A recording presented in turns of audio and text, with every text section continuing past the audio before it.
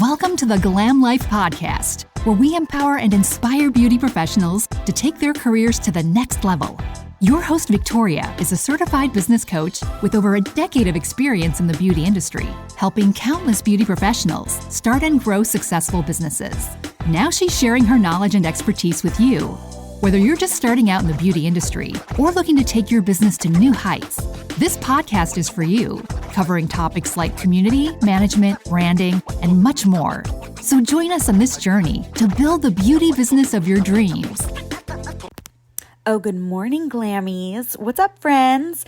Two things before we get started. One, preparations are well underway for the Christmas conference where some lucky winner is going to get not only a swag bag filled with products by Shay Danielle, Tool, beauty supplies, and maybe a couple other people, but you're also going to be entered immediately at the door to win an in-person seat in Carla Ricciardone's Ultimate Lips class, which is amazing. Second thing I wanted to mention to you guys is that we now have our own Instagram account. Yeah, come and connect with the artists that you hear live on the podcast, or I guess not live, but connect with them in real time because they can answer you. You can add them. You can share bits of our content. You can see more exclusive clips and have one centralized location where we can build our Glam Life community. Today on the podcast, we have the Queen of the North, let's call her. Miss Zoe Hughes has been a body artist and a permanent makeup artist for quite some time. Actually, I first found out about her probably maybe 2019 or maybe 17. I don't know. We talk about it on the podcast actually because I had been following her on Instagram. She was coming here to the States to train and I thought she was big shit. So anyway, let's jump right into it. Zoe Hughes, welcome to the Glam Life Podcast. Thank you. Thank you for having me. Of course. Well, we had to have you. You're the Zoe Hughes. Everybody knows Zoe Hughes. And anybody. No, I do feel that way. Now, listen, before guests come on the podcast, I always have them fill out a little questionnaire. And one of the goals that you had for your career moving forward is that you wanted to be an international big name. But I already knew who you were, and I'm in the middle of nowhere. I feel like you're not. I feel the total opposite way around about that. It's strange, isn't it? Like what we do to ourselves sometimes as well. We'll sort of count ourselves out sometimes. Yeah, I think everything feels smaller when you're in the back room of your own warehouse, and then everybody else is out in the big world. It feels that way. Yeah. Let me ask you this: how old were you when you got started in permanent makeup? Because you seem to me really young. Oh, I'm 36 at the moment. So 26? I don't feel, 36. So 36. Yeah. Oh, okay. So I don't feel young. It's funny because I don't think of things that way. So permanent makeup, I started permanent makeup in 2014. So I'm crap at math. I don't know how old I would have been then, but I started permanent makeup in 2014. And then but I came from the tattoo industry. So yeah, tattooing, owned a tattoo shop, opened a tattoo shop when I 2012. So you were mid-20s when you opened that tattoo shop, and you opened it with your ex-husband, you said, right? Yeah. How old were you when you got married? See, I don't think of things. My brain doesn't work in those ways. So I know I got married in 2012. So I know the year, but not. Okay, so we were 23. 23, that's so young. I know. I feel like it's young now. At the time, It didn't feel young because I think my mum got married when she was 21. So I felt like, oh, I'm behind where I should be. Did you feel that way? I thought I was the only crazy person who was like, oh my God, if I don't meet the one soon, I got to date him for at least a year. Then we got to be engaged for 6 months to a year. Then we have, it's another year and a half before I want to have babies. And that's another year away. And before you know it, you're almost 30 and you haven't had your first baby yet. I thought I was crazy. Yeah. No, me and my ex had been together since we were 19. Oh, so okay, we'd already been together a long time. So for me, I feel like we've been together for ages before we actually got married. So how did you know you wanted to open up a business together? He'd been tattooing since he was 16, I think. Oh, wow.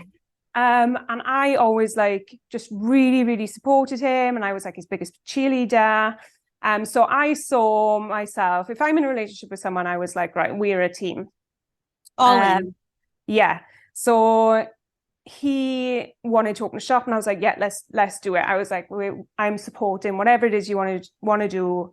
I'm behind you. And I always kind of took that like backseat role as a background support because I felt like I needed to push him forward. Yeah. So it's something he'd always done. And for me, I was like, yeah, it makes sense. We'll open a shop together and I'm going to make this as easy for you as possible. So I'm going to run the shop for you. So all you have to do is tattoo. You don't have to worry about it. So, wow, what a good life. Yeah. So even though we opened the shop in 2012, we were together since we were 19. So I'd been involved in tattooing since I was 19, I suppose, really. Sort of that's how I sort of was introduced to that industry. So a long time, actually. I think only now I'm like, shit, that's a long, long time. That is a long time. It's been a long time since you remember everyone thought the world was going to end in 2012 because of the Mayans or something. A long time since we thought the world was going to end. It may have. Yeah. This could be a simulation. What was your first tattoo? First ever tattoo I had underage. And it was a really crap ring of flowers on my hip. And I actually did get it with my mother's permission. So I went into the shop and they were like, I was honest, as you know, I was underage. And they said, oh, well, as long as you got your mother's permission. So I rang my mother from the tattoo shop and it was actually my mum on the phone, but it could have just been anybody. And they just were like, yeah, okay, fine. And then, but now, like, it's totally different now. People, like, it's, you'd have to be very clever to get a tattoo underage now in the UK. I don't know what it's like in the US, but things are a lot stricter now. I think it really depends on how much your parents want to pursue it in the US. I know for my shop specifically, we do permanent makeup, right? Every once in a while, we'll do like a small 2x2 tattoo or something, which we did train in, but we just don't push a lot. It's not really the vibe of our shop. Every once in a while, we'll do something for like an existing customer, but mostly it's permanent makeup.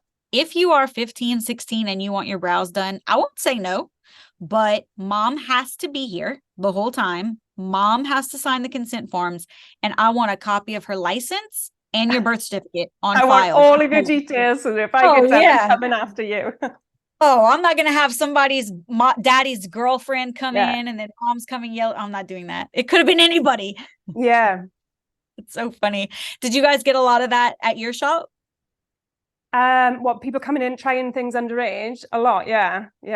But by the time we got into it, things had got stricter again. So I got tattooed when I was underage, but then we were like, we are not getting involved in that mess now. Because in the UK, I don't know, again, if it's the same over there, but in the UK, you can be put on the sex register for tattooing somebody underage. It's that serious. Yeah. Because it's like they can't consent and you're touching them intimately. Oh my God. Yeah. And like ABH, actual bodily harm. Wait, did you say that it's the sex registry? Yeah, you can be put on the sex registry for tattooing somebody underage over here. That is truly crazy. And there's nothing, listen, Katie Schofield taught me the word that you guys call pedophiles. We call them pedophile. But then there was a word she heard on a TV show about a pedophile in jail who was also a police officer. And she has decided, like a dog with a bone, that is what Americans call it. And I figured out what it was, but I never heard that phrase before. And she said, you guys have a name for it, but it's different than our name too. Like for a nickname for pedophiles. Nonce? Yeah, that's what she said. Nonce? Nonce? Nonce. Nonce.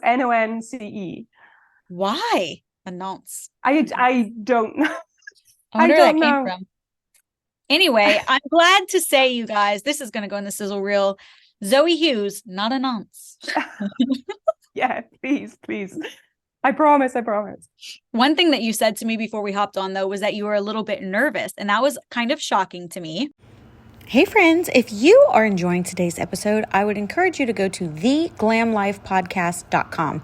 Not only can you grab your tickets for our Christmas conference there, but you can actually watch this entire interview and you can see exclusive behind the scenes content, grab extra exclusive links in the descriptions, leave comments, ask questions, and watch the after show with Mindy and Katie.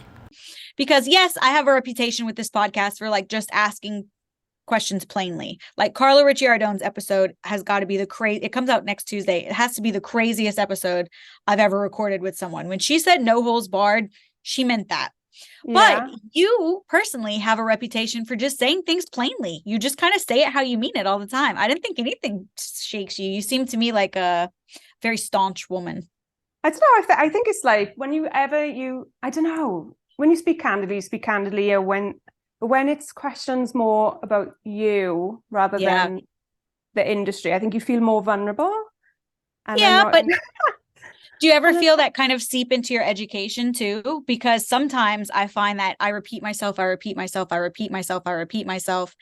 finally I want to look at the student and be like, why are you asking? You're not listening.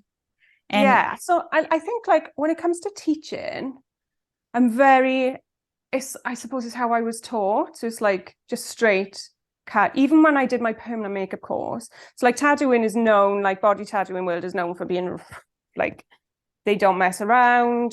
right. You'll purposely be broken down sometimes, like on purpose. And then the person who taught me in permanent makeup, she's Czech by nationality, so like a nationality that's again known for being really blunt and to the point. But I like that in a person because there's no sugarcoating, you're to the point. So I've always appreciated that. Whereas some people can be a bit sensitive and think, oh my God, that's mean. I prefer that. So I try to find that happy medium between the two, because sometimes I do think, Christ, it's a little bit too far. The things maybe that I'm being too blunt. Yeah. So I try, because I think I struggle with being stereotyped a lot. And I'm so sensitive about that because I hate being stereotyped as being aggressive or intimidating. And the fact that you're a woman, I feel like as a heavily tattooed woman, that happens so much more. Yeah, I'm sure it does. Yeah. You intimidated the shit out of me. I just thought that you just did not like me because, do you know the story? So you were taking pictures at the Step and Repeat at the UK PMU conference, and I made Jasmine Debelius take me by the hand and walk over with me because I have taken your class before years ago, and I really wanted to meet you, but I was like, it's so awkward if I walk over as like a fan. I want a friend to introduce us, like, oh, this is my friend Victoria, so Jasmine, you have to introduce me. She was like, she's so nice, you're gonna love her. I was like, I know I'm gonna love her. I just don't want her to be like, oh, hi, nice to meet you. Hi, oh my God. I'm not that. And as we were walking toward you, you physically ran away.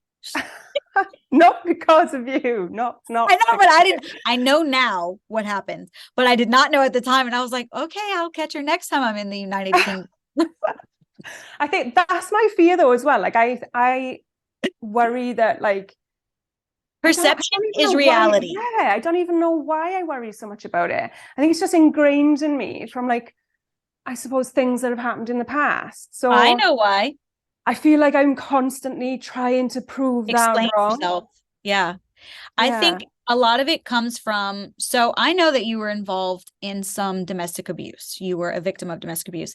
I was also, years ago, my very first boyfriend like, to just show me a woman who hasn't, Yeah, well. Dude. I remember I had a little Motorola flip phone that played music. It was the first one that played music. And I was trying to call my friend to come pick me up, and he twisted it in half so I couldn't call her. Joke's on him. It still worked. Okay. Flip phones were the goat. And he smacked me across the face with it. And while I was on the ground, he kicked me in the ribs and he was spitting on me, but the phone still rang. So Kylie heard and she came and picked me up or whatever. But I find that even years later, that affects the way that I have relationships with someone who treats me like a queen. I feel like I have to over-explain myself, or I'm worried what that might look like to them, like what my actions may have been, instead of just I'm constantly analyzing. Yeah, I'm always trying to say, like, what did someone maybe think of what I said or think of what I did? Or it's very important to me that people don't misunderstand me. Yeah. And I think that's why, because there used to be physical consequences for misunderstandings. Oh, yeah. I'm laughing because it's ridiculous, not because it's funny. No, I know what you mean. Like I said, show me a woman who hasn't been through it, which is concerning. So let's back up a little bit. So you own a tattoo studio with your, at the time, husband, And at what point did you say, I'm going to get into permanent makeup? Where did you hear of permanent makeup? It was like 2014. And I think I was getting my hair done. And it actually came from somebody who wasn't even in the industry. Hey friends, commercials are really annoying, so I'm going to make this brief. Head over to browsister.com and use code GLAMLIFE20 for 20% off of anything you'd like to purchase there, and keep this podcast going. And that's exactly what we're going to do, and jump right back into today's episode right now. And the girl I was doing my extensions was like, I'm going to get my eyebrows done, and I think this is something you'd be really good at. Why don't you do it? I'd never heard of it before. And this was like 2014. And I was like, what? Like, this is a thing? And I researched it and I was like, oh my God, like from a business point of view, that would be absolutely amazing. Like an amazing thing to bring into the studio. Yeah. Because tattoo studios can be quite intimidating places, especially for women. Sure. So I was like, oh, that would be just an amazing, like, business niche, something to have in the business and to specialize in. So I just researched like who was the best, and I found an amazing trainer. So like, I'm lucky, like you hear so many people who've had like bad training. I don't think I've ever had any bad training, but then I've always done my research. So sometimes I can have a little bit of a cold heart sometimes, and I do think that you can't always put the blame on everyone else. Like, all right, you ended up in a shitty situation. Did you do your research? Like, and also sometimes you could do great research. I think I put on a very comprehensive and well thought out curriculum. And because of that, I've franchised it. Other people teach my curriculum. They like it so much. Like I could come up with my own, but I'll buy yours instead. 6 states teach my curriculum. So the proof is in the pudding a little bit. But when I hear somebody say, well, you know, I took that class, but nothing came of it. That's a you thing. It's everything's what you make of it. Everybody can teach you something, even if it's like what not to do. That's true. Like, you're always going to pick up something. You traveled to Czech and took that class? No, she was in the UK. Mm-hmm. So you took the first class, and then what? Because listen, in 2014, people didn't know about permanent makeup like they do now. It was not mainstream. Yeah, and I think I was the only person as well offering it from a tattoo studio at that time. And very much back then in the UK anyway, the industry was trying to separate itself from tattooing. So there was all of that. Permanent makeup's not a tattoo. It's totally different. And I was like, well, no, it is the same. And I was very much like, well, I think it made me dig my heels in even more. I was like, this is where it belongs. Like, it should be in a tattoo studio. And very much, again, felt like I needed to validate myself. I'd never been to conferences before. And I went to one, because they're not really a thing in body tattooing. There's conventions, but there's not conferences. Right. So they're not educational like what we have in our industry, which is insane. And when I went, I sat at a table. I didn't know anybody there. And I sat at a table. I couldn't even tell you who I was sat with. And the whole weekend, whenever somebody found out I was a tattooist first, they were like, oh, so you're doing it wrong. Oh, that's all I heard the whole time. It's very rather than like, oh my God, like, what could I learn from you? It was like, you're doing it wrong then. And I was like, you're using the wrong products. You're using the wrong machines. And that I just lit a fire under my ass even more. Oh, I'm sure. I bet you that triggered you so deeply because of this thing you have about not being misunderstood, being very clear. Yeah. Oh, so I was like, well, how did they not know you came from body art? Look at you. You are covered in tattoos. Well, I was really freshly in the industry. Like I said, I don't think anybody really, I was only there. What was really strange was I was only there because somebody else had nominated me for an award at that conference, and I had no idea. So when they were ringing me. Your first year? Within my first year. Amazing. Yeah. So they were ringing the shop, and I was like, the apprentice at the shop was going, so this person wants to speak to you, you've been nominated for an award. And I was like, they've got the wrong person. So I didn't speak, I refused to speak to the person like until they rang like 3 times. And then they said, I'm not coming off the phone until Zoe comes to the phone. And I was like, look, I think I love the persistence. You've got the wrong person. Because it wasn't, this thing wasn't really in tattooing. So I was like, I have no idea what they're talking about. Yeah. Where was that conference? In Nottingham, in the UK. That was such a boring movie. I'm so sorry, it's Nottingham. That was the worst. I've never seen it. I'm like, I am so crap with movies. Like anyone say like, have you seen this film? No. Don't waste your time. Do not recommend. Very boring. No, yeah, the first time that we went to the UK was in 2013. We graduated college, my husband and I, and we went on one of those college tours. So London, Paris, and Rome. Very fast. And I remember sitting on the train and looking at like the stops, and I was like, oh, there's Nottingham. Oh my God, I know that place. And everyone was like, that's not anything. It's not really like, it's like a nothing. It's nothing. It's just amazing. Yeah. I literally just went for the conference being held there, and just kind of had my mind blown. It was best newcomer. And I won. It was really amazing. Look how she buries the lead. Oh, and I won best newcomer. It was just bizarre. It was bizarre because when they were reading everything out, like my name wasn't coming up. So I was like, oh, they've forgotten me. I was like, they've forgotten. It was just bizarre. It was really, really bizarre, mind blowing, frustrating, because I kept feeling like people were discounting me. Was the validating? Because then it won. Was the dynamic kind of changing then? Because you said that when you guys opened that shop, it was very much you pushing him forward. And now here you are receiving awards and getting all this validation, all this attention. It's this new emerging thing that's snowballing. Did that change things? Oh, 100%. Like, I think once I became more successful, that was it. That was it. He did not like that at all. You hate to hear it, because your partner is supposed to be your safe place, who cheers you on and says, of course you can do it. I believe in you. And I was that for him. He texted me my husband literally texted me those words just yesterday. I believe in you. Because I was crying. I was like, I can't do it. I can't figure it out. It was and I was that for him. And then I believed that he was that for me. Like, but I was just blind. I've only figured this stuff out like afterwards. Yeah. That it was probably the success. Like, don't get me wrong, like I'll never have that confirmation, but I've got a feeling that that's probably what it is. For sure. It definitely plays a role, especially if there's any type of abuse, whether it's verbal or physical or narcissistic abuse. It doesn't matter.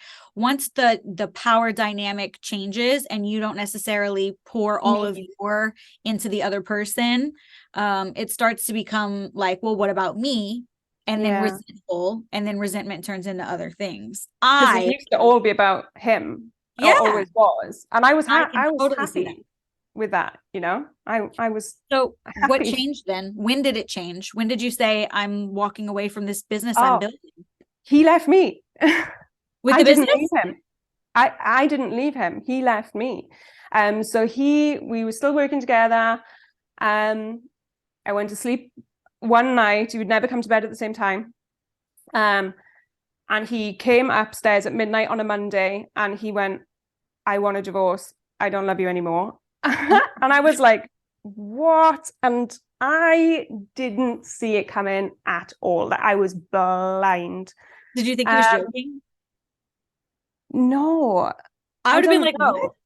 I was really confused, really upset. I don't think I believed him at the time. Yeah. But then in the morning, it was the same. And it just devastated me. And then I was doing everything. So he was like saying he wanted to leave me because of me. I made him feel a certain type of way. I made him feel horrible.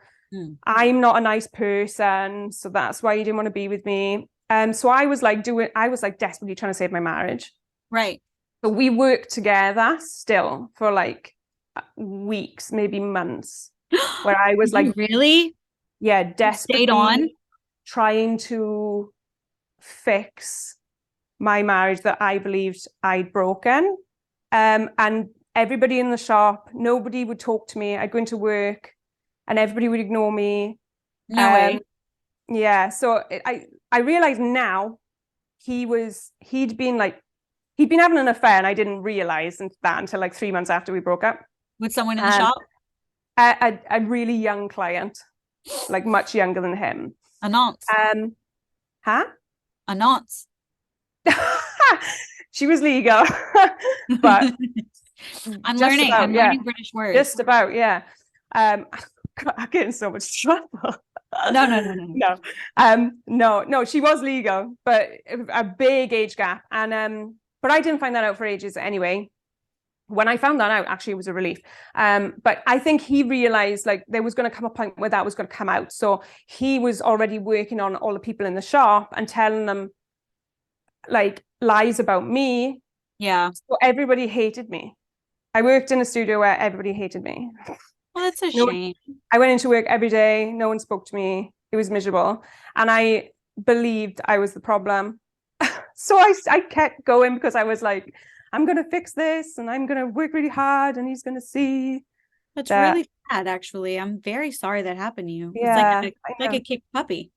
It was a client that pointed out to me, you need to, like, in the UK, we've got Women's Aid, which is like just the most amazing service for like women who are affected by domestic abuse. Mm-hmm. And it was a client that came in. She it's mad, right? So she never actually booked with me. She won a competition and her husband won a voucher for permanent makeup service with myself. He gave it to her. She came in to get her eyebrows done. Just was witness to the whole situation in the shop. And just from that one coming in and spending time with me and having her eyebrows done and seeing the circumstances in which I was working under, she said to me, Zoe, I want you to, like, my friend works for Women's Aid and I really want you to give her a ring because this isn't right. Aww. So what are the chances, like, that was an angel. That I know, like, that she would come in, like, she didn't even, like, she just won. The fact that she didn't even win, her husband won. So, like, yeah. And she was the one that was like, I need you to ring this service and because this isn't right. So then from there, when did you decide to, fuck it, I'll just do this on my own? I think my husband would he would go missing all the time. I was so depressed.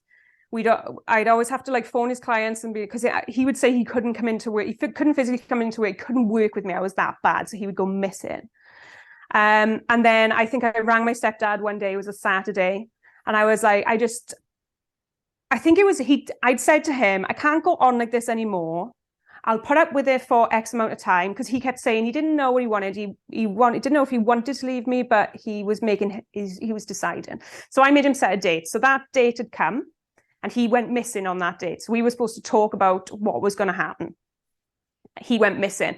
I couldn't take it. I rang my stepdad and I was like, I cannot come in on Tuesday because we were closed Sunday and Monday. I was like, I cannot come back here on Tuesday and work under these circumstances anymore. I have to go. And my stepdad just said, my friend he's renting out a room in this building. I can get you in there by Tuesday. I'll get a van this evening. We'll come down. We'll get all your shit out and we will get you in by Tuesday and you will not even have to take a day off work. And that happened. I didn't even take a day off work. You see, there are good men out there and then there are weak men. Yeah. Oh, yeah. That's amazing. So you start working by yourself, you're working in your own room, but I think that's where the majority of people who listen to this podcast are right now. They have their little room where they work by themselves and they're trying to just pay the rent every month. So how did you go from there, literally rock bottom, this is all I got, to the Zoe Hughes who's selling online courses internationally and being, on every stage I've been on? I didn't even want to work on my own. I was like, I'm going to be so lonely because I'd always worked with a big team of people. And I was like contacting other tattoo shops. And I'm like, can I come and work at your shop? Because of who my ex-husband was, they were like, they just didn't want to get involved. So they were like, no, I don't want to get involved. Let me ask you, did any of the people from that tattoo shop ever talk to you again later? Like, hey, in hindsight, we really were unkind to you? No, and two of them were women and one was a mother herself. And I don't think I could, I'm a really forgiving person, but I don't know if I could ever forgive somebody or another woman for doing that to me, especially coming into this industry and seeing how much women have each other's backs in this industry. Right. It's madness to me. Like I would never do that to a colleague. I feel like even though you can be blindsided by what people are telling you, I think what you see, they saw me come into work in pieces. They saw me losing weight like nobody's business. They saw me looking after my child on my own while he went missing. I don't think there's an excuse for them to believe him anymore. I feel like even as a female and especially as a mother, they could have been like, something's not right here. Yeah. But no. I'll tell you what I saw. I saw a lady in a sequined gown. It was you running towards the fire, not away from it. And rumor has it that you were ready to get in the fight with somebody else's man. Don't put your hands on her. I'll fight you. So you have made up for any and everything anyone did to you. Good for you. Yeah. And I think it was like, so I went and I was like, I'm so lonely and I was really sad all the time and I was having my moment. And I still didn't know about the affair at this point. Once I found out no, I still didn't know. How'd you find out? So I obviously managed everything. I managed the shop. I managed his social media. On top of everything I did for myself, I still managed all this stuff. He told me, so my daughter had her first Halloween school disco and I was like, look, I know you're probably going to leave me, but I think it's important that we show her that we can still be friends and both go to this Halloween disco. And he was like, I can't, I've got to work and blah, blah. So I was like, okay, fine. And then, so whilst I was there, I had a notification to my phone because I managed all his stuff. And the girl he was having an affair with tagged him. He was actually out on a date. He took her on a date rather than come to his daughter's first school disco. And it came up on my phone. Oh my God. Yeah. Booty over baby. I cannot. But that, like, I mean, that happens again, another thing that happens a lot. So that's how I found out. And I tell you something now, the weight of everything he told me, it's all my fault, went away. I was like, it's not me. It's not me. He's having an affair. Yeah. And I was okay. So actually finding out about the affair was just this turning point for me. It made sense. Yeah. I was like, I'm okay. I'm not a horrible person. It's not me. It was all lies. I'd never heard of gaslighting before. And he had said to me that I was gaslighting him. And that was the first time I'd ever heard that term. And when I looked it up, I was like, fuck, that's happening to me. Yeah. So he kind of like told me about it. But they say it right in your face, honey. It's so bizarre, but like, yeah, the moment I found out about his affair was the moment I became okay. And then I was like, so for months before that, I think like maybe even like 2 or 3 months went by where I wouldn't even answer messages from my clients. I didn't want to take on anyone new. I didn't, I was happy for this to just go down. And the minute I found out about the affair, I was like, what the fuck are you doing? Like, what are you doing? And I buried my head in work because I was like, my daughter, there's a little girl watching me. Like, she's watching me. That's true. What the fuck am I doing? Like, for you to know that you can do this on your own. You don't need a man to be a successful business owner, or to have anything that you want. And let's be honest, you were the successful business owner because it was you pushing the business forward. That's what I see. He was just a tattoo artist. That's what I see now. He was a good tattooist, but he worked in America. I sent all of those emails. I sent emails as him, like, hi, this is Dean, but it was me. It was me. I have one that's fake. That's me. It says, hi, this is Courtney. Can I help you? It's like an answering service. That way I can't be blamed if I didn't answer in time. Sorry, that was Courtney. We had to let her go. And it was like, yeah, so everything just went, I was like, hang on, if you can do that for someone else, you can do this for yourself. And what better time than now? Like, your child, who is a female, is watching. And I just was like, I just woke up. I've always had ambition. And I think before then, I was like really happy to give that ambition to somebody else and let somebody else have the limelight. Then I was just like, not anymore. Not anymore. Because you can think like he was the last person in the world that like I ever thought would do that. There was a lot of drugs as well that I didn't even realize was going on. I couldn't believe how blind I actually was. So naive. When you're So young, naive. you don't have any reference for it. Now you can spot things. When other people are having a conversation, you can spot things pretty easily because you've seen that, you've heard that, but when it's your first time here, you didn't know. Oh, I could spot a red flag a mile off. Mile off now. Mile off. But everything fell into place from that moment on. It's bizarre because that would be the shattering of most people. But I feel like it dragged me down so much. I would never change anything about the way in which things went, even the most soul-destroying things I was ever told. Because the fact that he'd said those first and then I found out about the affair made everything okay. Made me realize none of that was true. Yeah, it you're was like just Bane. deflection. You're like Bane from Batman, like you were down in that deep pit and you were just working on yourself. You were crafting this monster that was going to become. Because, okay, so when you like woke up, you say, and you decided I'm going to run my business as a business. What was the first goal? What was the first thing you said? This is what I'm going to do.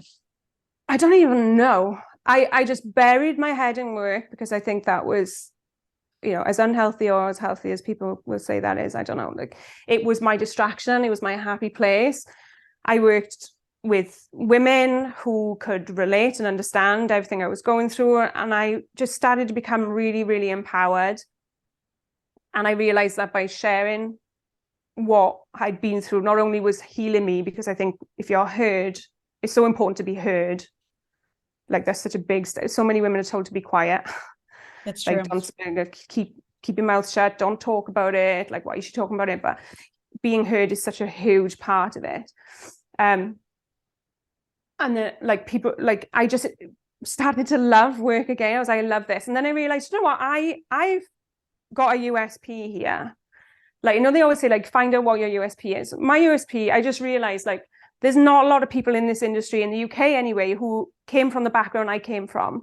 So rather than like regret any of it or see any of it as this sad story, it actually like it's what made me different. And it's like, actually, I do things slightly differently because of where I come from.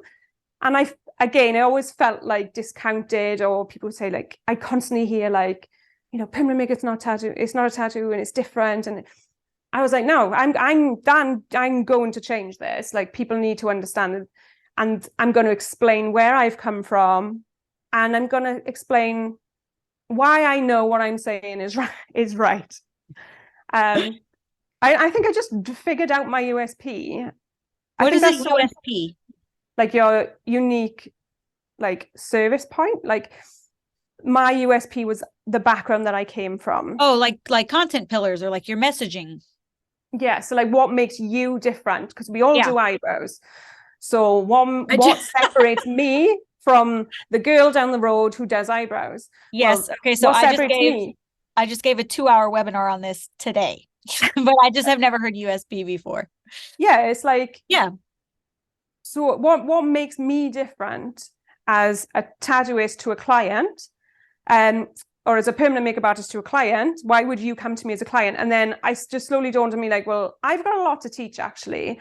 And what makes me different as a trainer? My background, again. I know things, or I've had the privilege of, being able to watch other tattoo artists, work next to tattoo artists who are known all over the world. Most people, like we were saying, they work on their own. Yeah. They only get to watch somebody else tattoo when they pay for it. I've got all that for free. That's true. And that's a really solid point. Most people never get as far in their education because every time they want to learn something, they have to pay for it. Yeah. And then sometimes it's just not a possibility for some people, unfortunately. Yeah. So when you're working in a salon environment, a group environment, you get apprenticeship included with that, essentially, because there's really not a lot of apprenticeship available in permanent makeup. It's not a thing like it is with body art. It's not a thing in the UK for sure, really. Yeah. I offer it, but so many people turn me down because they don't want to pay for it. Well, yeah, I know, but it's strange. But if you go to university, you're paying for their education. So what's the difference? Right. And What's the honestly, difference? I have a university education, and this one Yeah. is better Although, education. yeah. So like with university, there's no guarantee you're coming out with a job. No, There's a not at all. guarantee here. Like, It prepped me for this podcast. My degree is in family studies, but like family cycles and abuse and that kind of thing. But for my actual career, for running a business, for learning how to pay taxes, for raising children, not much. yeah, the school of life. But you know what? You have a really solid point about that. You have so much to teach because you've been on both sides of it, and you've worked with lots of needles and lots of pigment lines and lots of skin and lots of different circumstances. And some of our very first really good educators were exactly the same. Taryn Darling, she was a body artist first, and she was the first really amazing and welcoming PMU artist I ever met. Will Anthony, I've hosted Will here. We do his eyeliner class here. I've taken Will's class in the UK. Yeah. When he came over. He's a body artist, huh? Boy, he really is. He barks at you, and he's very from New Jersey. Like, I feel like he has the double machismo because he's a guy from New Jersey and he's a body artist. So all these little girls are standing around a little bit intimidated of him. He's like, do what I said. But he's also like such a good teacher. I find he's like a little teddy bear. He's like a cranky, grumpy old man. He's not old, sorry, Will, but you know what I mean? Like that stereotype of like the grumpy grandpa. He's very that. Like, he's lovable, but it's off-putting when you first hear that voice. And like you were saying, women walking into a tattoo shop are usually very intimidated. Yeah, I think it was the way of weeding you out, though, when it like, can you take it or can you not? Because you need a thick skin, whether it's permanent makeup or tattooing or both. You need a thick skin. Because if it's not going to be other artists trying to tear you down, your own clients in the beginning, they'll have you, they'll get you. If they sniff a sign of weakness, they'll have you. Dude, it's wild, actually, some of the first time stories. I coach beauty businesses. So I've heard people from all over the US, from Canada, from the UK, wherever, especially in those first few years of business, who some of the situations that clients put them in are like, damn, I'm glad that you had somebody to ask, because that would have been the absolute wrong thing to do in that situation. Well, I told her that I couldn't work on her eyeliner from, 1942 and it's blue and it's running down her face, but she was really insistent. So she said she'd send me referrals. No! Yeah. I don't want her walking around saying you did. Yeah, I know. That's what I mean. So like you'll have it coming at you from all aspects. So and like I can seem really mean, like the way the tattooists will sort of break you down, but I see the point in it, like, and it did me no wrong. Like, it did me no wrong. Like, it gave me a really thick skin. You have to. When you're working with students, do you ever get feedback that you're too blunt with them? I get a lot of feedback that people like the way I just say. I don't overcomplicate it, and I just say it. Yeah. I'm really sweary, so I do apologize. I'm like, I swear a lot. So if you're offended by swearing, you're gonna have to get unoffended. It's not something I can change. I can't even promise I'll try. No, but like, I get it, and that's from the people who've like taken the time to come meet me, speak to me, train with me, whether that's online or in person. The only time I've ever heard that is from people who actually have never met me. So they'll be like, oh, she's intimidated. They haven't actually given me that time of day. By the way, so how did you start translating this into online sales? Because you were one of the first online courses that I took. I took an eyeliner class, I think it was an eyeliner class in like 2000, must have been 16, 17. Oof.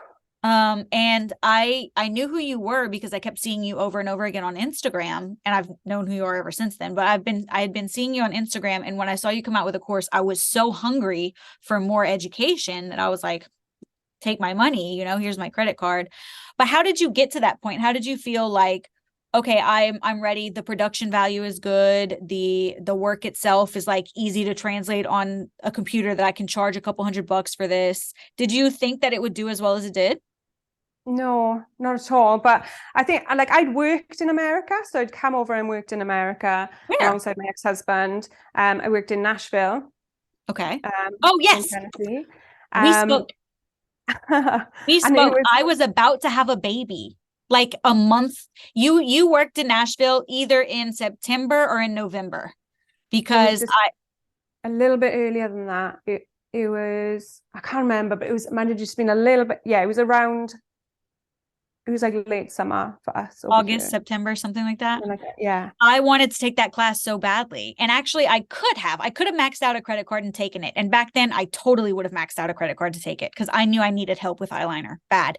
But the thing is, if you go have a baby, then it's almost like I you was don't get to due put at that the into end of practice straight September. away. Yeah. And you don't get to put that knowledge into practice straight away either. Right. So it's And almost, I couldn't travel anyway. I was going to have the baby any second. And I had yeah. messaged you and I forgot about this. That's so crazy. I messaged you on Instagram and said, when are you coming back to Nashville? I'm dying to take your class, but I'm going to have a baby. And you said, I don't know. I'm not here very often. And I felt like I had fucking missed the boat. I feel like as well, like that was I might have been going through the breakup at that point as well, because I think I was probably like, well, I actually don't think I'm going to be back. But I didn't want to say it out loud because I didn't know what was going on with him. But I went over there and then I was like, this is madness. Like people know who I am in a completely different way. This is fucking mental. Right. And then there was so many people who couldn't come that wanted to come, that I was like, well, how do you make that accessible to people who have travel limitations? Right. And I suppose it's try and do something per online. So it sounds bad, but like, I suppose it's just completely winging it. Because I don't think I'd taken an online webinar myself. Oh, you hadn't even taken a webinar and you produced a webinar?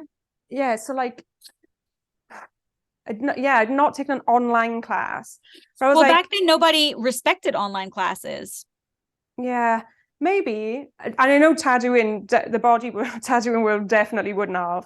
Yeah. And they're almost against paying for training. Well, no, they are against paying for training. They're against paying to get into an industry, but they're going to have to change soon because it's just the way things are going. And I think that they're missing a trick as well. Like if it's good education, like I said, you pay to go to universities. That's the thing. Somebody's going to do it. Somebody is. It might as well be the right people. We kind of are waiting for the heroes who are going to step up and reluctantly say, well, you're supposed to do it the right way. I'll go ahead and get paid for it, because you sitting in your shop saying that's the wrong way to do it isn't helping other people. No, it's not. And it erodes the industry.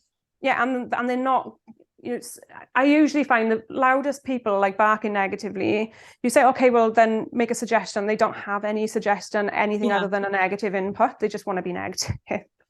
I think it's jealousy a lot of the time, isn't it? They want to do it and they see in somebody else, they're jealous of the person that's doing it. So they're attacking that person. But realistically, it's because they want to be where that person is. Yeah. They feel like they have the right to be there. Well, do it then. Do it then. It needs someone's, like you said, someone's going to do it. And 9 times out of 10, it might, they'll probably be the wrong person. Like if you're so much better and you're going to do it right, then fucking do it. Have you dealt with that a lot in permanent makeup? I know you said people kind of approached you and said like, oh, well, you must be doing it wrong. If you're a body artist first, you're doing it wrong. Do you feel that you have run into a bunch of people who felt like maybe you didn't deserve it as much as they did or something along those lines? Not so much in permanent makeup. I've had like with my online, I did an online live webinars last year and earlier this year. And I kind of heard through the grapevine that like somebody or some people were saying it was cheapening the industry. Mm-hmm.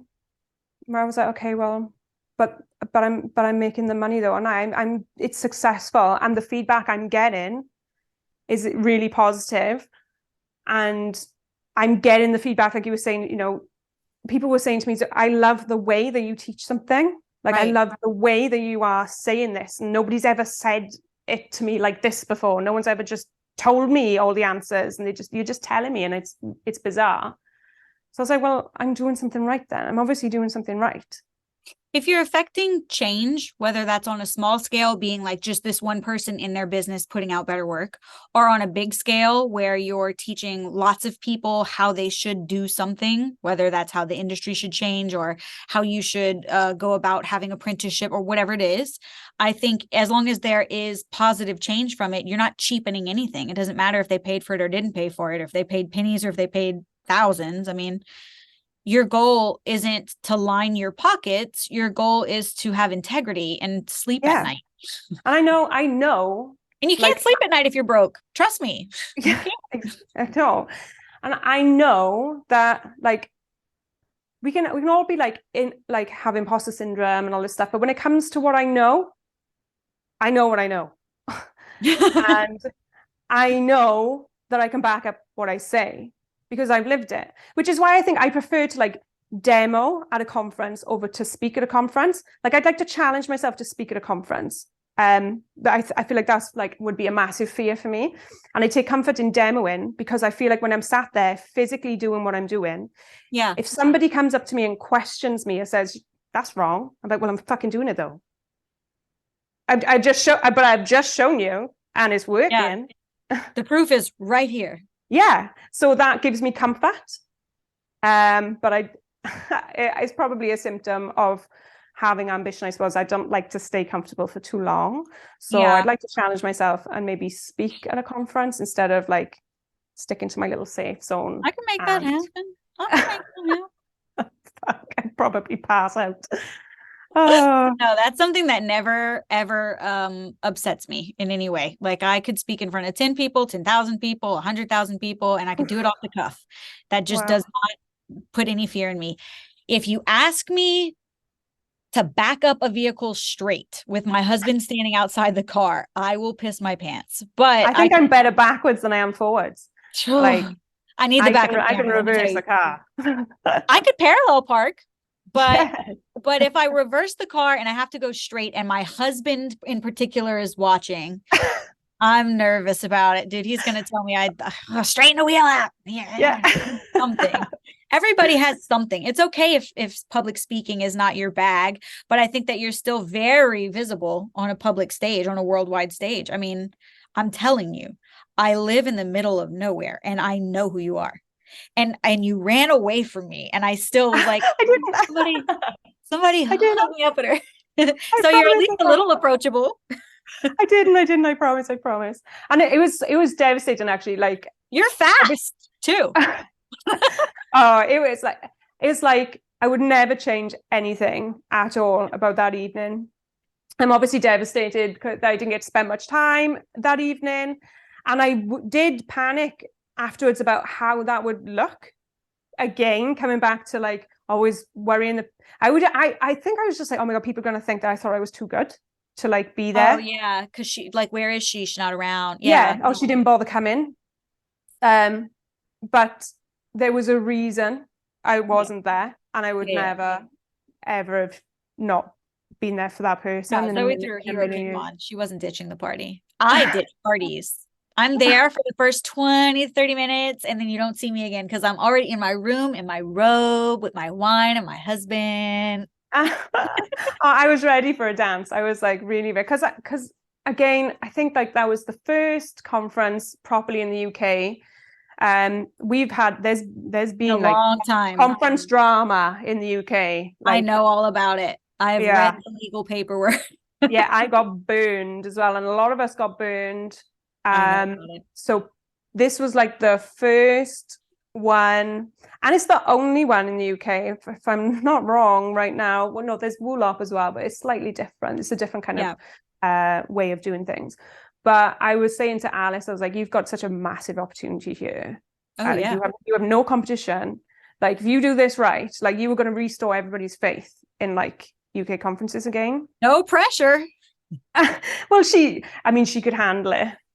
No, she can very well handle it. She is my UK distributor for my numbings. Yeah. So we have little, not meetings, but we meet on a Zoom chat and talk for an hour or two every once in a while.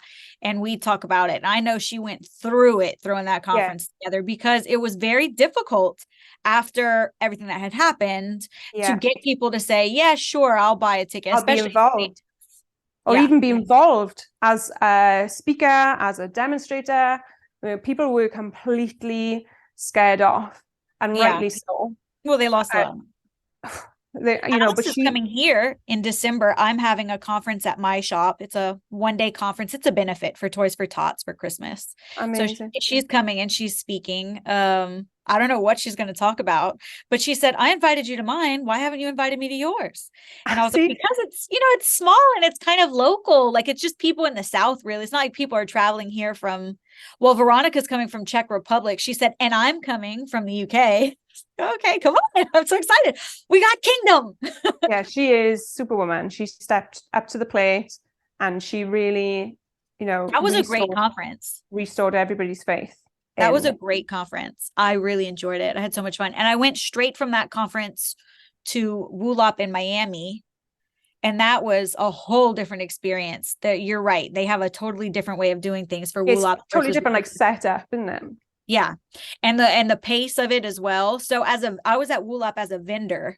There was no reason for me to be there on day one, because it's not people walking around mixing and mingling like at a conference. They didn't come to hear people speak. They're there to perform, and that's all they're worried about. And a lot of them, it's cheaper to buy a ticket as a competitor than as anything else. Yeah. So they have 2 or 3 events back to back that they're trying to get set up for, and it's chaos. You know how competitions are.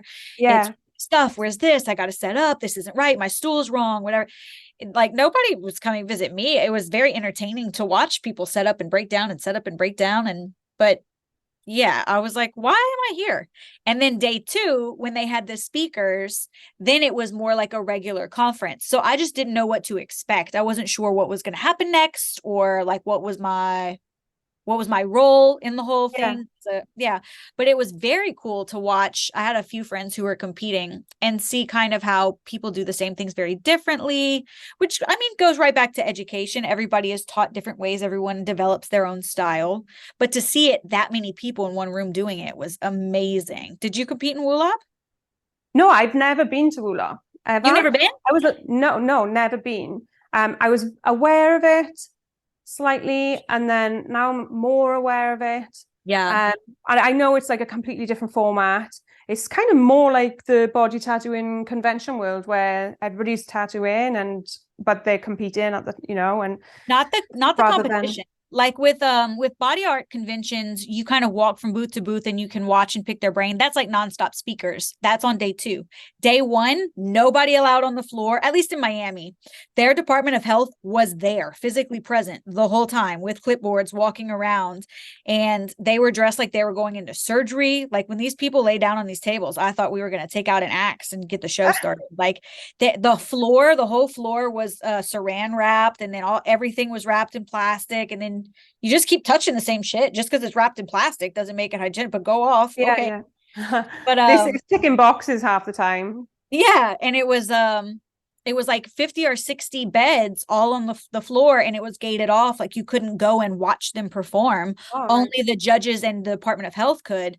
And then on day 2, they got rid of all of that. And it was now the stalls, the booths, where you could go and watch. Now I can go and get in their face and watch them as they open skin. Yeah, but yesterday, it's okay now. Yesterday I needed shoe covers to stand 30 feet away. It didn't make any sense to me. But yeah, it's really wild. I never saw anything like that before. Which again it's that USP. It's got its own little USP. Yeah. So I find that quite interesting, and I'd like to go. One of my clients, it was asked to go and do like a nonstop speaker at WooLop in Turkey. She does shaded eyeliner that heals. She's my really, really good friend, so I know exactly who you're talking about. You know who it is? Yeah. Claire Raymond. Yeah. She's coming here. She's going to come and demo at my conference, because the girls are dying to heal brown eyeliner. It all either is black or it heals cold. So we're very excited to have the Raymond. Yeah, so I've trained Claire as well. She's one of my students. You did great. And she's amazing in her own right. And she's working on something at the moment, which I won't out, but she came to me and we've just filmed it for her. Oh, you helped her with those. Yeah. She did 3, right? Yeah. Exciting. And they are going to be insane. So sick the whole time. Yeah. So everything's going to be voiceover. Yeah. Poor thing. Now she's. I know. It was like, I was like, don't stress. Like, you're amazing. Just do what you do. You see how quick you are to give another woman support, the things that someone should be saying to you. I know, but it's always the case, isn't it? Like, we can give it out. And then when it comes to taking your own advice, it's just like, no. I find that in every facet of life. I find that to always be true. That's always true. It doesn't matter whether it's parenting or, coaching or actually teaching the skill set or boyfriend advice when we were younger. I find that's always true. It's so easy to see somebody else's full picture and say, you idiot, stop doing that. But when it's you, it's so much harder to be like, no, I'm worthy too. Yeah, I know. I talk about that a lot.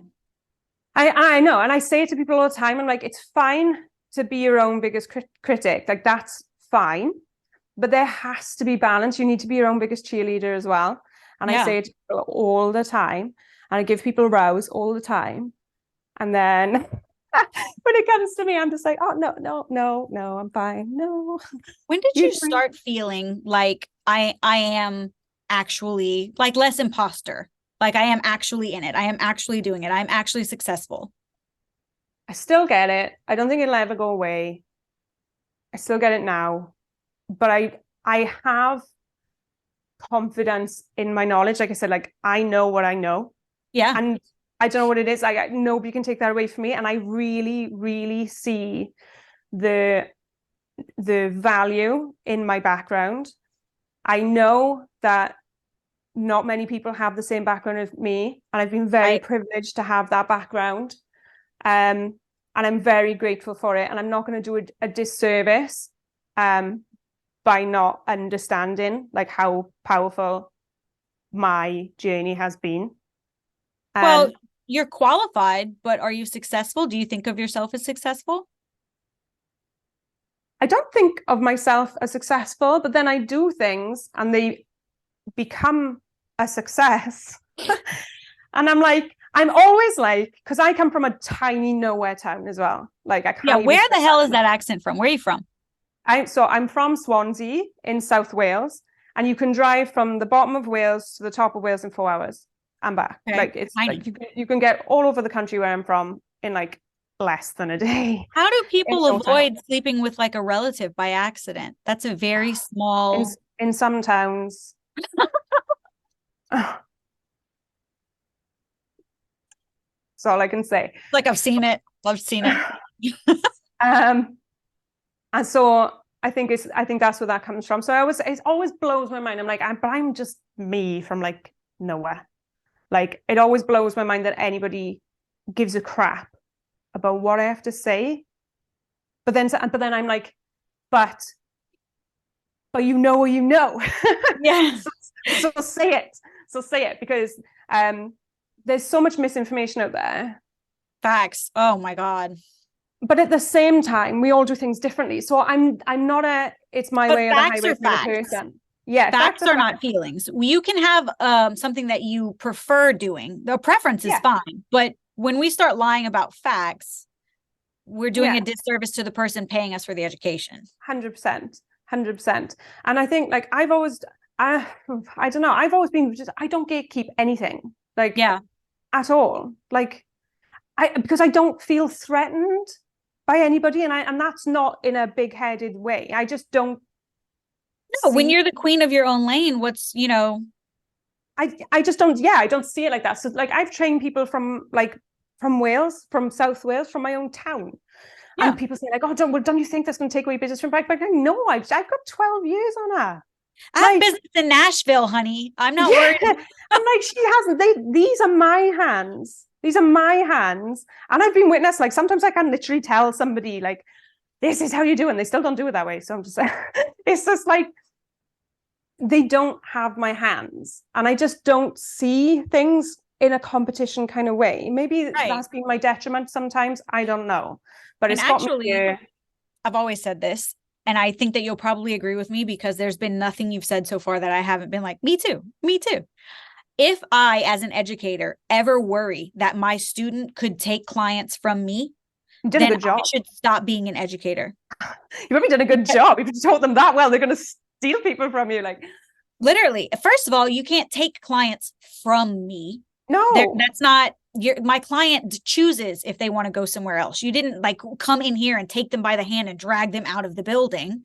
And secondly, if my students aren't booked up and desirable, I'm a shitty educator. Yeah. And how dare I look at the people I'm training as competition? I'll say it often. Don't judge me by my work. Judge me by my students' work. Like, yeah. You know, I'm not aware. I could be putting myself right in the fire line here. I'm not aware of anybody who's said, oh, I went to a class and it was crap, I didn't learn anything. Yeah. I've never heard that. And listen, I'm in the PMU scammers board. Okay. I watch that board consistently because I'm terrified of it. I'm in the PMU scammers board. I've never seen your name dropped. And, you know, and I'm not saying that that's not the case, because it could be the case. It could be the case. But I will give everybody everything of me. I don't gatekeep anything. If you know, it's up to that person then what they do with that. That's what I hear the most from these. Okay, so if I'm coaching someone to craft their own curriculum or to become an educator or whatever, and they say to me, that's the first red flag is, well, you know, I don't want to tell them everything because then they could take my whole business. First of all, then your business is like a balloon, like it's not stable at all. And secondly, don't be an educator. If you're going to say, I'm not going to tell them everything, my grandmother used to do that. We're from, not me, but our family is from Lebanon. We are Lebanese, and she knew the recipes, right? Like the family recipes. It's our kibbeh recipe. It's our tabbouleh recipe, whatever. She would teach each of her daughters-in-law the recipes, but she would leave out different ingredients in each of the recipes she would write down because she didn't want her sons to like their tabbouleh more than their mother's tabbouleh. I live for that pettiness though sometimes. Honey, but she's dead and the food sucks here. Like, and I'm a girl. I'm supposed to cook that now. And I don't know how to do it, Ina, because you left out the ingredients. So it benefits her in the short term, but long term, she actually hurt her own family. Yeah. So I think that when we think of it in those terms as educators, you being really short-sighted, you're shooting yourself in the foot because your only legacy, you're not going to tattoo forever. Exactly. And I only want clients that want me. Yeah. I don't want to convince somebody to come to me. I want them to come to me because they've done their research. That's like my ideal client, a well-informed, well-researched client. That's who I want to be working on. Like, I don't want somebody who's just picked me, who's just ended up in my studio because I happen to be 10 minutes down the road from them. Yeah. Like, great, but that's not my ideal client. They're always the ones who are going to pop up later with like, hey, baby, can you do this too? Like, no. Yeah, or this is like, there's 1/2 millimeter difference in this one than this one. I'm like, you're pulling a stupid face. That's why that's happening. They'll send you a selfie. Like, I'm like, oh, really? But yeah, it's like you said, and it's like, you can't take my clients because my clients choose me. And that's what I only want to work on people who want me to work on them for the reasons, you know, that they've looked into. That's an educated client. That's a client who's not going to give me problems. I was going to say, how would you call that? But yeah, it's an educated client. That's exactly what an informed, educated client. The more you inform them on the front end, the less red flags and questions and late night texts you're getting on the back end. And it's so much easier to inform them beforehand when you haven't touched them yet and they're listening than when they're at home staring in the mirror not listening.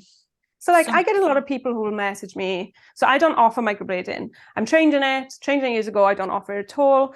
But I'll still get a message. Hi, I want microblading. How do I make a booking?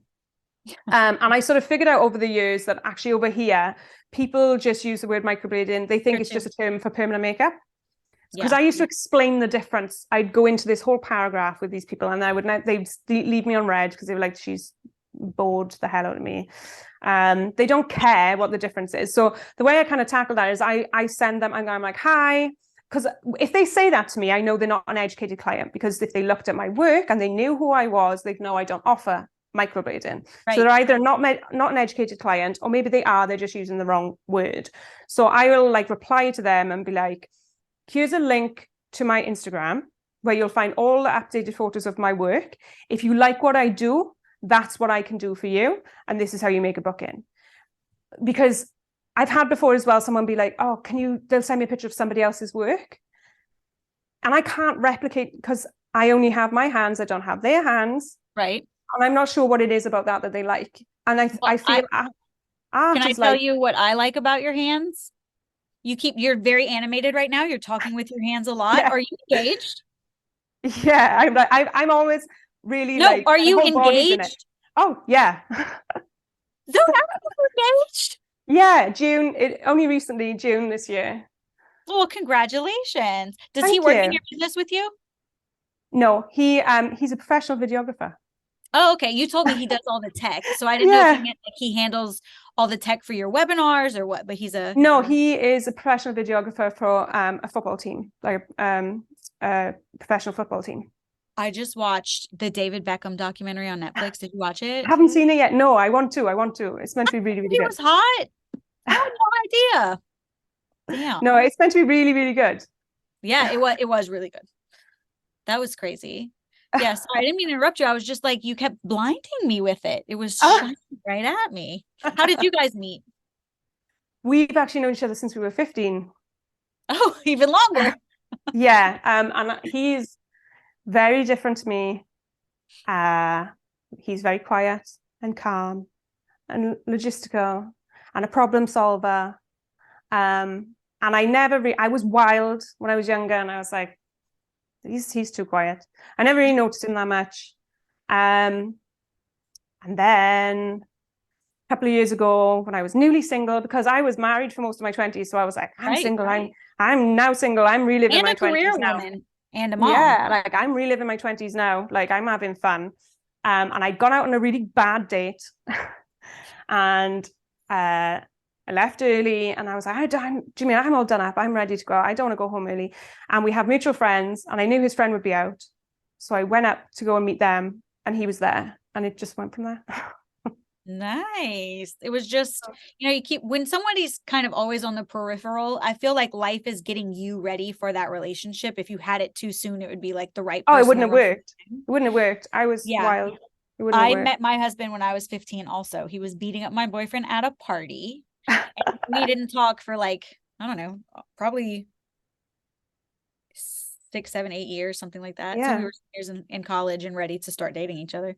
That's so funny though. I find that this dynamic works so well. And we talk about it on my podcast constantly, of people who their husband is the opposite of them, both in the relationship, like the way that you guys are, you're the face. So you're louder, you're more vibrant, you're more friendly, and he's quiet and, off to the side, and he handles the computer, the spreadsheets, the camera, whatever. So many people, Jody Stosky, Stevie is front and center with Carla, but Jasmine and Scott, like Kat and Taryn, I just find that so often the case. Yeah, it's a winning combination. He's completely grounded. Is he really tattooed? He doesn't have a single tattoo. Not a single one. And he's just a complete calming, like you said, he's a problem solver. I'm a panicker, and I think that's a side effect of what I've been through. I panic, and I can go straight to them. I'm a worrier, and I'm always worrying. And if I go to him with a problem, you might not know the answer there, but he's like, we'll figure it out. I will fix this. Like, we will fix this. By the way, aren't those just the magic words from someone who, your home used to be the place, the source of the anxiety. And now your home is the place where somebody says, we will figure it out. Yeah, he's complete and utter safe place. Whereas if I would go to with a problem to my ex, it's about to become a bigger problem. Whereas I could go to like my partner now, Gareth, with a problem, and it's not a problem. It was never a problem. He's started figuring it out before you even told him. I love that. Look at you rounding out this story with a beautiful ending. Now I just feel like a completely different person. It changes you too. You become calmer, softer. You're not constantly like feeling like you're in fight or flight mode. Like Yeah. it calms you as well. 100%. 100%. You know, the kids call it a glow up. I feel like I had such a glow up between that first boyfriend and my husband. I have the world's biggest picture of me and my husband here, actually. It's pretty creepy. I just realized how big it is. So I have like a whole wall filled with photos of people who came to the grand opening. I have one of me and Will, actually. But me and my husband's is in the center, and it's so big. It's like comically big. I feel like he's actually physically right next to me. It's so funny. But that's nice, isn't it? Like to feel comfort from his presence rather than. Oh yeah. No, he works in the oil field, and he's, you know, sometimes he's here, sometimes he's not, but he's the number one everything at our shop. He built the shop for me. Like 6 months, I bought a warehouse and he turned it into a shop. He did the plumbing, he did the walls, he did everything. And now he's painting the building, and he maintains the building, and he fixes the drainage, and he finds problems I didn't know were problems. I didn't know we had like a broken water valve at the front of the road. And he noticed, because everything's on auto pay, right? He noticed that it was like $400 for water 1 month. And so he dug a hole and he started fixing the pipe. And he never said anything to me. And he didn't say, you owe me $40 for the pipe. Never said anything. I was just like, what are you doing? Fixing it. He's always fixing stuff. Like I'll have an idea and then I'd be like, oh, I want to do this. And then like I wanted to do the live webinar. Like I wanted it to be live. And I think the reason I wanted, again, this constant need to prove myself. So I was like, I want to do this live because I want people to see that, again, I know what I know. And I'm going to prove it to you, and it'll be in real time. And any problems that come up, rather than it being this like perfect polished webinar where, you know, we can stop the cameras if something goes wrong and make it look like it never happened. Like I wanted to do it live because I felt like I needed to prove myself. And like, so I was like, how am I going to do that live though? Like what are the logistics of doing that live and allowing people access from all over the world? And he was like, I'll make it happen. And I've done 3 lives now. Wow. What's your record number of attendees? It was my second lip one. And I don't even count it anymore because I still get people messaging now like, oh my God, my friend has done this and they want to attend. How do I get access? So I still sell like the replay. Yeah. Even though it's not live anymore, I sell the replay of it. And I wasn't even going to, the second one was the lip one. So I did 2 lip ones and a brow one. So the second lip one, I wasn't even going to do because I was like, well, why would I just do it again? Like, I didn't see I didn't understand, like, why would I do it again? Live, because in my head, I was like, it's just going to be the same. Yeah. I think I just completely discount, again, it's that discounting yourself before you've even like done anything. You're thinking of all the reasons for why you shouldn't do it. Right. And it ended up being like the most successful one, which is mind-blowing to me. Like, again, because it's like I'm just little old me in Swansea, South Wales, where like we're so small, we have our own language. And like, and I'm like, this person from somewhere else in the world wants to hear what I've got to say. Like, it just blows my mind. But then I'm like, but you've got something to say and you do something different. I do it in a different way. I come at it from a different perspective. So I came into it already knowing how to tattoo. Because I believe like, you can learn to draw a brow in a week, but to tattoo, it takes years. Until you've worked on lots of different skin types, then you can't call yourself a tattooist. Yeah. Understand your pigments, understand your needles, depth, pressure, hand speed. There's a lot that goes into it. So much. So what's next then?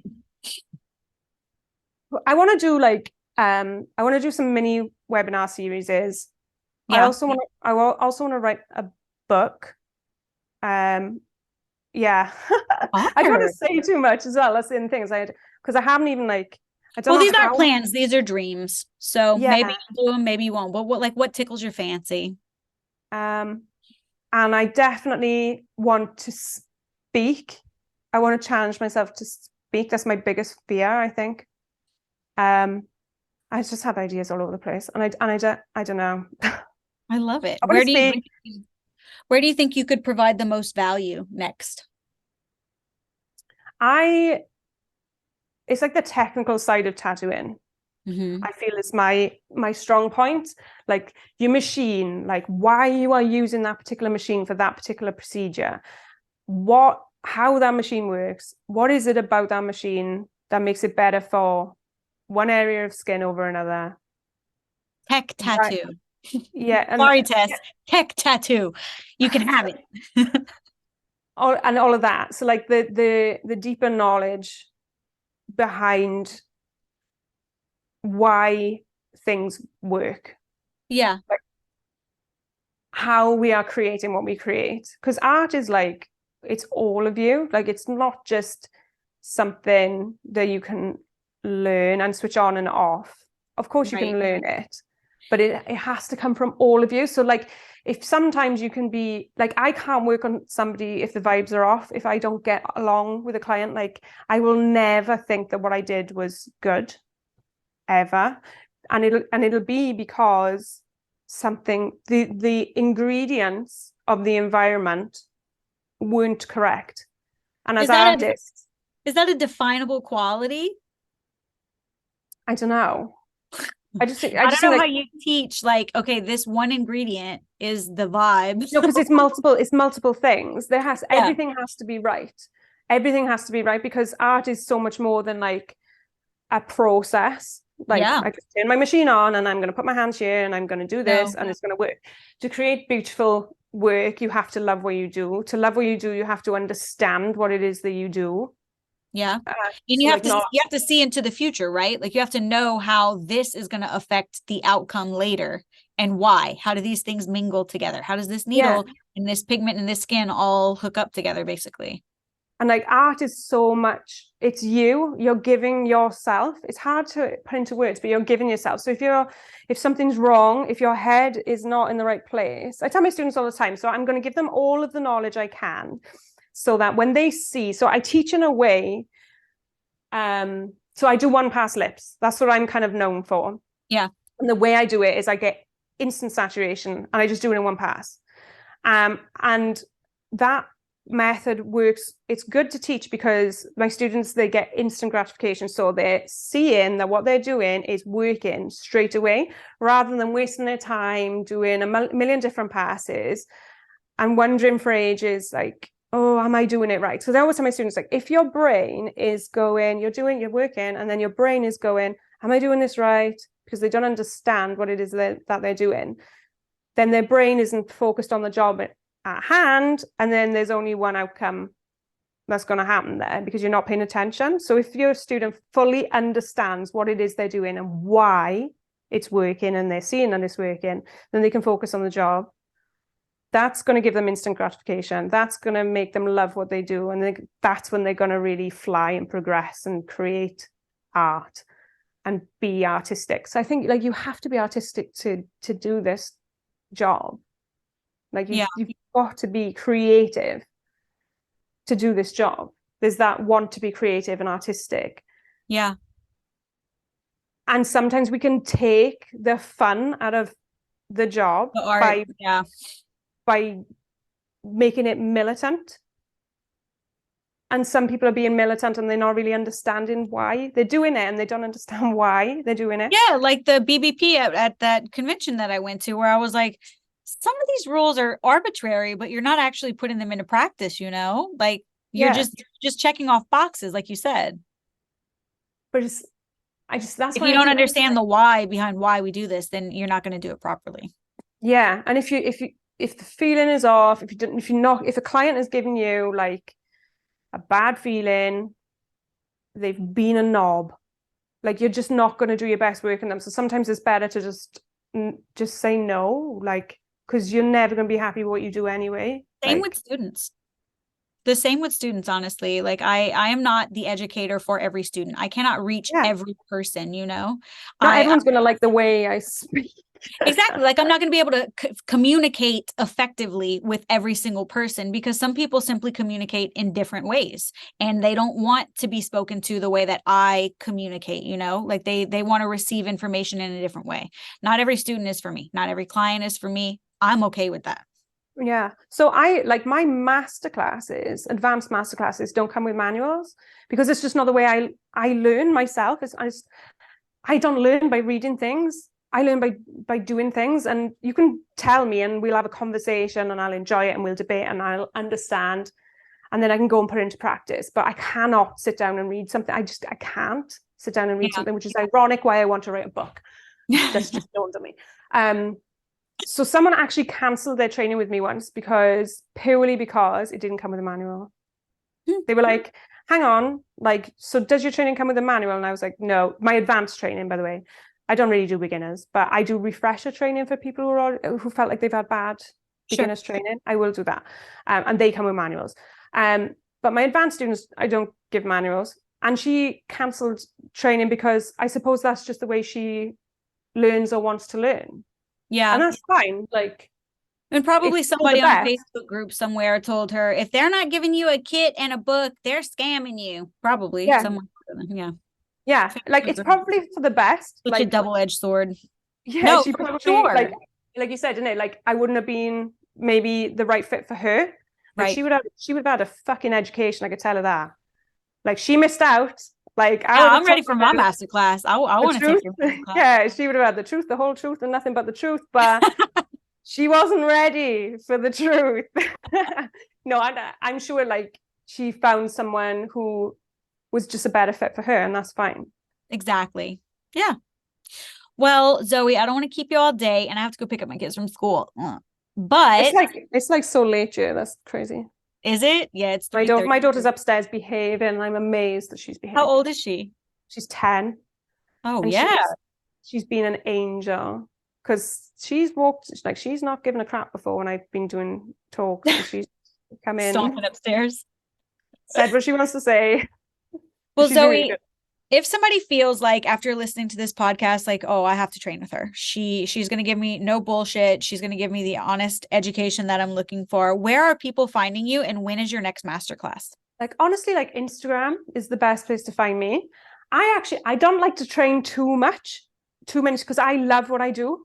And I find sometimes if I don't book myself out training loads. So I will do 1 or 2 students a month, and that's a personal choice because if I'm not doing the job, how can I teach you anything? I agree. So there's a lot of people who say they're going to teach you to do this and teach you that, and they can help you do this, and they can help you that, and they've never done it. Yeah. Or haven't done it in 15 years, or like, get out of here. But like, I feel like Instagram's the best place to get hold of me because it actually like, it sticks a notification in your face because email me, I'll get to it. But if you Instagram me, like, I'm sure most people who are in my inbox can attest to the fact that I will get back to somebody like pretty quick. Yeah. So Instagram for me is like the best way to get hold of me. And I do like in-person training, and then I do have like online webinars. Like I said the replays. It depends where you are. If you're comfortable with where you are in your skill set and you just want to learn something new, then maybe online. But if you're having serious problems and you're stressing out, then come see me in person, because I can promise, like, I'm going to fix what it is that you don't understand. I'm going to Wales. Yeah, good luck finding it. Although I've had like 4 students from Canada come over, and really? they found it no problem at all. And then there's people locally to me who are like, I'm lost, I don't know where I am. It's so funny. Like, if you want it bad enough, you'll find it. Well, thank you so much for making time for me today, Zoe. I really appreciate it. Thank you for asking me. Like, it again blows my mind again. I'm like, I want to hear what I got to say. I don't know if I've got anything to say sometimes. I think you have an incredible story, and I couldn't believe that you said yes so quickly to the podcast. I was like, hi, nice to meet you. We didn't meet when I was in the UK, but I wondered if you'd come on my podcast you've never heard of. It'll be because, I don't know, it was the wrong time. Maybe we would have both fallen and broken our necks or something. Like maybe, and it was divine intervention that it just didn't happen. But that's the way I like to see things. Like, it'll happen but it didn't happen then for a reason. It'll happen. I'm going to come to Wales. There's something bigger for me and you. That's why. We're going to do one past lips, and we're going to speak at a conference together next year, maybe Jakarta or something. And then we'll go, to the islands for vacation afterward. And we'll write a book that I'm not going to read because I don't read books for everyone. You're so goofy. Big shout out to Zoe Hughes. Thank you so much, my friend. Yes, I'm using the word friend. Thank you to my new friend, Zoe Hughes, for making time for the Glam Life podcast. And thank you all who tune in and listen to the Glam Life podcast. Shout out to you guys. Go ahead and follow us on our brand new Instagram page at the Glam Life podcast, where you can connect with guests, leave comments, ask questions, and of course, please continue to support the site that supports this podcast. On over to shopbrowsister.com to support the site that supports this podcast. I'll see you next week. Bye.